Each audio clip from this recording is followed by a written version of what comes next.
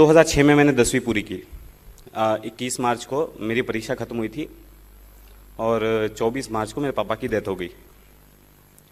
हमारी छोटी सी bicycle repairing की दुकान है।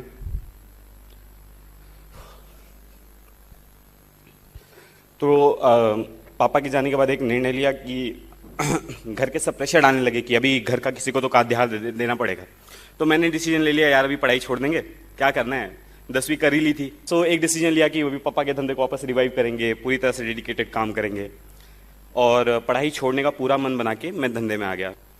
उसके बाद फिर रिजल्ट आया 10th का, तब मैं अपने स्कूल में टॉपर था। घर पे आया, सब रो रहे थे।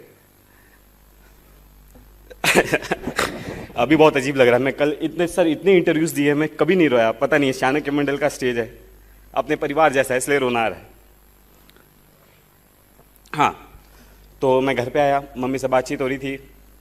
फिर मम्मी ने तभी मेरे को पहले ही बोल दिया कि हम लोग सब काम करने वाले हैं, तू पढ़ाई कर।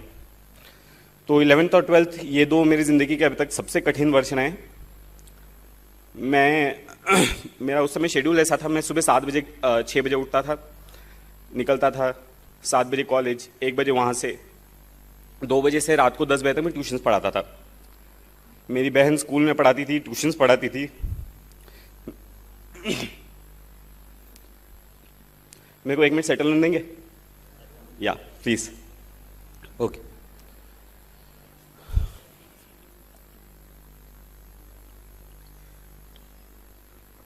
मुझे यूजुअली रोना नहीं आता है सब बताते हुए, मैं बहुत प्राउड हूँ ये सब चीज़ के लिए। लेकिन गॉड नोज क्यों हो रहा है। ओके, सो मैंने फिर मैं सुबह 7 बजे से 1 बजे तक कॉलेज में रहता था, आता था 2 बजे से रात को 10 बजे ट्यूशन पढ़ाता था। 10 बजे रात को दुकान पे जाके हिसाब किताब करके दुकान बंद करके वापस घर पे आते थे। फिर रात को पढ़ाई, वही 12-1 बजे तक सोना, जैसे अभी शेड्यूल है वैसे तभी भी था। तो मेरी मम्मी उस समय दुकान चलाती थी। मेरी बड़ी बहन है मुझसे एक, वो स्कूल में पढ़ाती थी, ट्यूशन्स पढ़ाती थी। तो मेरा 11th-12th जो है पूरा इसी तरह से गया हुआ है। तो मुझे अभी मैं एक प्रसंग बताना चाहता हूँ। मैं 10th स्टैंडर्ड का रिजल्ट लगा था और मुझे एडमिशन लेने के लिए वो अभी डोनेशन लगता है ना, तो 10,000 रुपये, हमारे यहाँ एक ही कॉलेज है अच्छा जहाँ पे पढ़ाया जा सकता है। सो वहाँ पे 10,000 रुपये डोनेशन था, भरना था, पैसे नहीं थे। तो ऐसा मैं और मम्मी ऐसे दुकान पे बाहर बैठ के ऐसे चर्चा कर रहे थे। मैं बोला मम्मी को, मम्मी जाने दो, क्या करना है, मेरा मन वैसे भी बन चुका था, मेरे को दुकान करना है ना। सो मैं बोला मम्मी जाने दो, क्या करना है पढ़ाई करके, मैं 1 साल रुकता हूँ, अगले साल वापस से देखा जाएगा कुछ होगा। और मम्मी वैसे ही मायूस बैठी थी। तो मेरी पापा का जो ट्रीटमेंट करते थे वो डॉक्टर में दुकान के सामने से जा रहे थे, वो अपने बच्चे का एडमिशन करवाने के लिए थे। और वो मुझे देख के रुके, वहाँ पे रुके, उन्हें पूछा क्या चल रहा है। तो मैंने पूरा बताया कि सर ऐसा ऐसा है, मैंने सोचा है मैं पढ़ाई नहीं करूँगा, है ना। तो उन्होंने अपनी जेब से तुरंत 10,000 रुपये निकाल के दिया, बोला ये लो, जाओ एडमिशन करवा के आओ। सेकेंड लिस्ट लगने को आधा घंटा बाकी था, तब मैं वहाँ पहुँचा, है ना।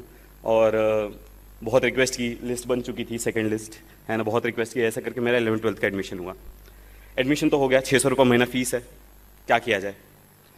तो मैं जब पहले एडमिशन लिया तो मेरे दिमाग में बहुत चीज़ क्लियर थी, मैं पैसे भरने वाला नहीं हूँ, है ना। मैं बोला मैं जी तोड़ पढ़ाई करूँगा, मैं अच्छा मार्क्स लेके आऊँगा और मैं बाद में हमारे जो प्रिंसिपल हैं उनको मैं रिक्वेस्ट करूँगा कि मेरी फ़ीस माफ़ कर दी जाए। पहले ही महीने में मैं क्लास में, अभी भी जो लोग जानते हैं मेरी आवाज़ थोड़ी अच्छी है, मैं एक भी क्वेश्चन पूछ लो तो सब थोड़ी आवाज़ मजबूत लगती है ना। तो सारे टीचर्स इम्प्रेस हो गए और सबको पता चल गया था कि मेरे घर पे ऐसी सिचुएशन है। 2 साल की पूरी फीस मेरे टीचर्स ने भरी है, मैंने 1 रुपया फ़ी भरा नहीं है 11th-12th। इसके बाद 12th का CET वगैरह दिया, ये सबके मैंने 1 रुपया मेरी पढ़ाई पे आज तक खर्चा किया नहीं है। मेरी मम्मी ने किया है, ऑफकोर्स बहुत कम किया है कंपेरेटिवली। मेरे को सबका, मेरे फॉर्म्स का पैसा कोई भर देता था, मेरे बुक्स का पैसा कोई दे देता था, ऐसा हुआ है। CET दी, CET में 180 मार्क्स आए 200 में से। ये हुआ कि एडमिशन लेना है। अब इंजीनियरिंग में अच्छा खासा पैसा लगता है, तो मम्मी ने 2 साल में पैसे जमा करके रखे थे, बहन कमाती थी, मेरी सैलरी थी। फर्स्ट ईयर का हो गया, बोला फर्स्ट ईयर में जाके 1 लाख रुपए का पूरा बजट था, 70,000 फीस, रहना खाना, 1 लाख रुपए का बजट था। बोला ठीक है, अपना फर्स्ट ईयर हो गया, एडमिशन ले लिया। अगेन सेम थिंग, मैंने बोला कि फर्स्ट ईयर का फीस भर दिया, सेकंड ईयर का फीस भरने का नहीं है। फर्स्ट ईयर में आया, सबने डराने लगे, यार इंजीनियरिंग में तो बैकलॉग लगता ही है ना। बिना बैकलॉग के अगर तू पास हो गया तो इंजीनियरिंग की ही नहीं है, ठीक है। जो टॉपर लोग होते हैं वो अलग ही दुनिया के होते हैं। सो मैं थोड़ा सहम गया, लोगों ने क्लासेस वगैरह लगा लिए, सब्जेक्ट के लिए मैं क्लासेस लगा नहीं सकता था। तो मैंने फुल टाइम अच्छी तरह से मैंने बोला यार इनको हटाओ, मेरे को जो करना मैं वो करता हूँ, ठीक है। ये एटीट्यूड मेरे अंदर मेरी मम्मी की वजह से आया, मेरे को जो करना है उस पर ध्यान देता है, दुनिया क्या बोल रही है उसे क्या करना है, ठीक है। तो मैंने फर्स्ट सेम में पढ़ाई शुरू की, मेरे फर्स्ट सेमेस्टर में 86% आए, मैं यूनिवर्सिटी टॉपर था। जब 86% आ गए, सारी टीचर्स ने नोटिस किया, अरे 86% तो MIT का रिकॉर्ड है। अब बाद में ब्रेक हो गया, अभी तो कुछ भी आ जाते मार्क्स, ठीक है।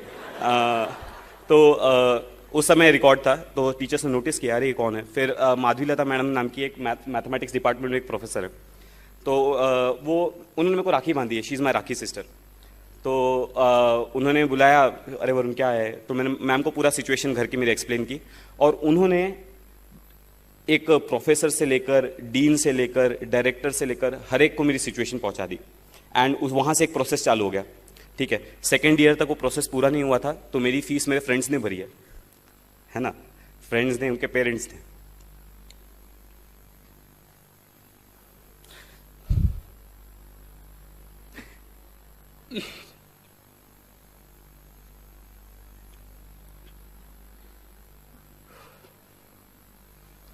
मेरा एक फ्रेंड शायद यहीं बैठा है, भी आया है, मैसेज आया था।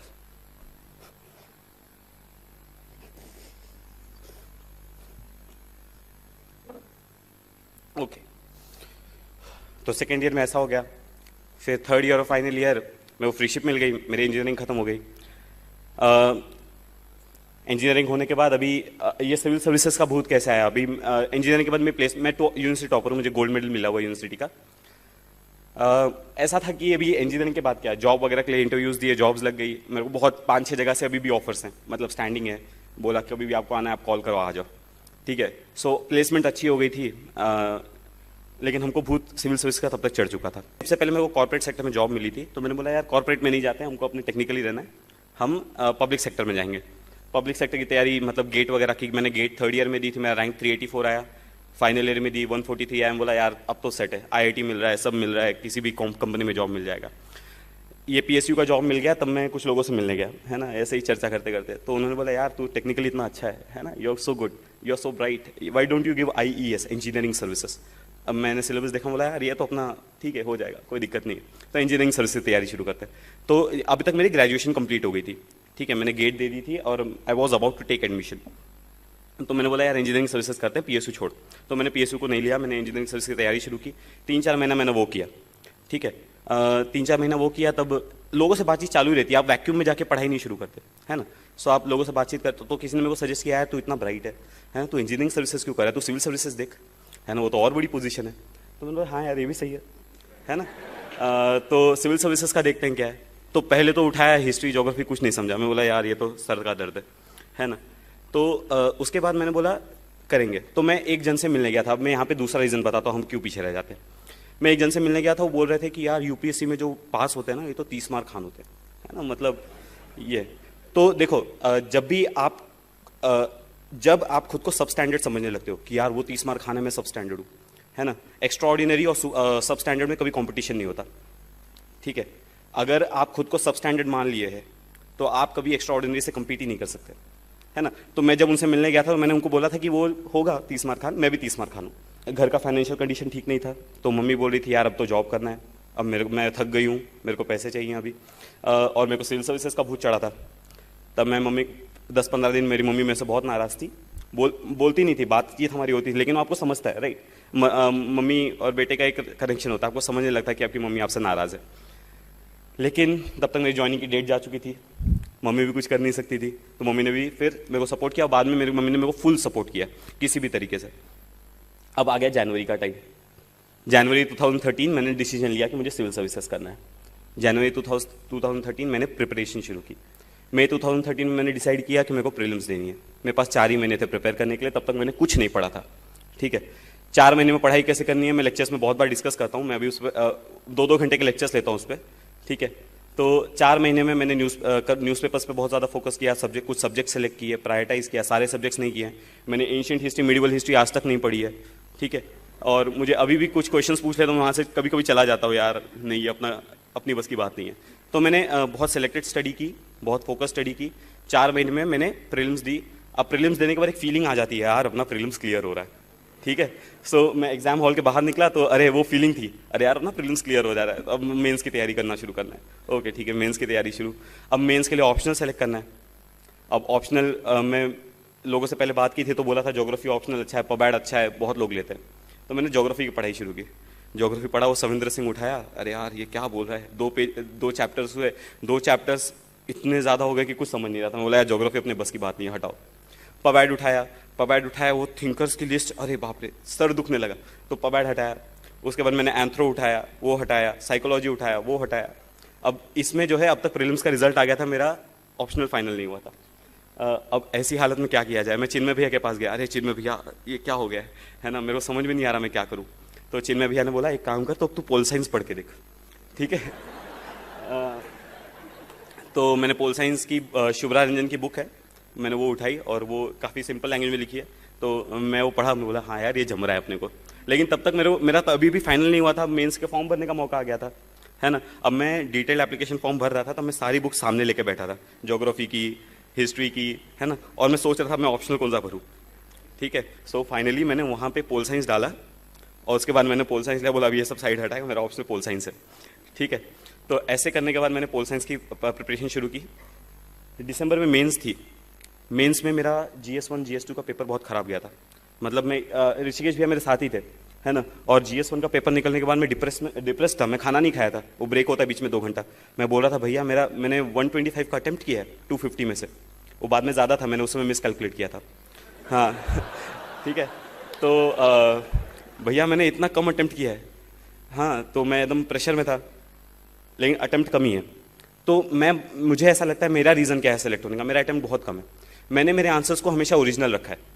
मैं 10th स्टैंडर्ड से 11th स्टैंडर्ड से मैंने कभी डाइजेस्ट फॉलो नहीं किया कोई, मैं अपने आंसर्स खुद बनाता हूँ।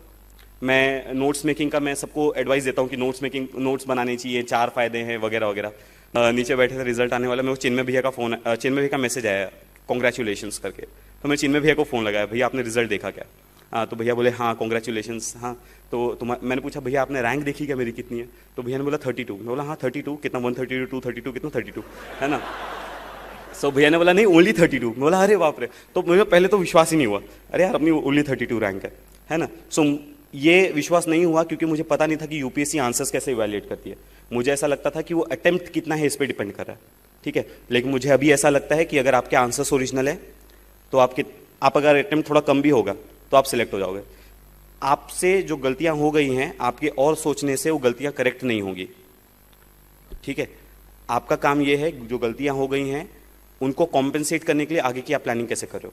मैं बैकलॉग्स कैसे क्लियर करता था मैं ये बताता हूँ, मैंने क्लास में बहुत बार बताया।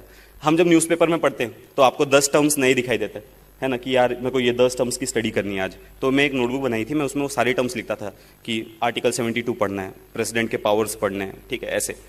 उसके बाद मैं जब न्यूज़पेपर पढ़ के हो जाता था तो मैं इंटरनेट पर रोज़ 2 घंटा का मैंने टाइम रखा था कि 2 घंटा बैठ के वो टॉपिक्स के ऊपर सर्च करना है। तो इंटरनेट पे बैठे तो कई बार क्या होता है 10 टॉपिक्स आपने लिखे तो 5 ही टॉपिक्स हो पाते हैं। किसी दिन अपने को आलस हो जाता है तो अपन 2 घंटे की जगह 1 ही घंटा पढ़ते हैं, ठीक है। सो ऐसे करके वो 5 हो गए तो दूसरे दिन में चले जाते हैं, तो आपके दूसरे दिन ऐसे बैकलॉग जो है बढ़ता जाता है। तो कई बार क्या होती है वो लिस्ट बहुत लंबी हो जाती है, फिर एक दिन सडनली टेंशन आने लगता है, यार ये लिस्ट इतनी लंबी हो गई, है ना, अब इसको क्लियर करने में अपना पूरा दिन जाएगा। तो जब ऐसा होता था तब मैं उसके नीचे एक लाइन ड्रॉ करता था, वो बोलता था आज से नया लिस्ट चालू करेंगे, ठीक है। सो अभी जो गलतियां हो गई हैं, ठीक है, उनको करेक्ट करना चाहिए। न्यूज़पेपर्स के केस में काम करता है क्योंकि न्यूज़पेपर में चीज़ें रिपीट होती है ना। आपने जो 1 महीने पहले पढ़ा था अगर वो इंपॉर्टेंट होगा तो उसको कोई ना कोई फॉलो अप करेगा, ठीक है। तो आपको फ्यूचर में वो चीज़ दिखेगी, आप फ्यूचर में उसको वापस से इंटरनेट पर रेफर कर सकते हैं। तो मैंने न्यूज़पेपर के केस में ये बैकलॉग क्लियरेंस का केस चलता है, ठीक है। सो इस तरह से मैंने मेरी यूपीएससी की तैयारी की, मेंस क्लियर हो गए, ठीक है। अभी इंटरव्यू में क्या करना है ना। इंटरव्यू में जाते टाइम मैंने तो पढ़ाई ज़्यादा की नहीं है ना। मैं जनवरी में प्रिपरेशन शुरू किया है, लोगों के पास एक्सपीरियंस होता है कि इस सब्जेक्ट को कैसे हैंडल करना है। सो मुझे पता नहीं था क्या करना है इंटरव्यू में। तो यूपीएससी इंटरव्यू बहुत कॉर्डियल होता है, बाहर जैसे लोग डराते हैं ना वैसा बिल्कुल नहीं है। जो लोग इंटरव्यूज़ नहीं दिए ना वो डराते ज़्यादा हैं। जो इंटरव्यूज़ दे के आए हैं आप उनसे बात करेंगे ना तो वो बताएंगे नहीं यार मस्त है, चिल रहते हैं, आराम से जाओ देख के आओ। तो उसके बाद आज का दिन है, मैं आपके सामने खड़ा हूँ। तो ये मेरी जर्नी की पूरी स्टोरी है। एक्चुअली मैंने बहुत सारी चीज़ें एलिमिनेट कर दी हैं, लेकिन एक्सपीरियंसेस इतने ज़्यादा हैं, टाइम बहुत कम है एक्चुअली, 15 मिनट में अपना प्रोग्राम खत्म होने वाला है, तो इसके लिए समय की पाबंदी की वजह से अपन नहीं बात कर पाएंगे। मैं होप करता हूँ फ्यूचर में अपन वापस से मिलेंगे और अपन और बातें करेंगे। Thank you very much.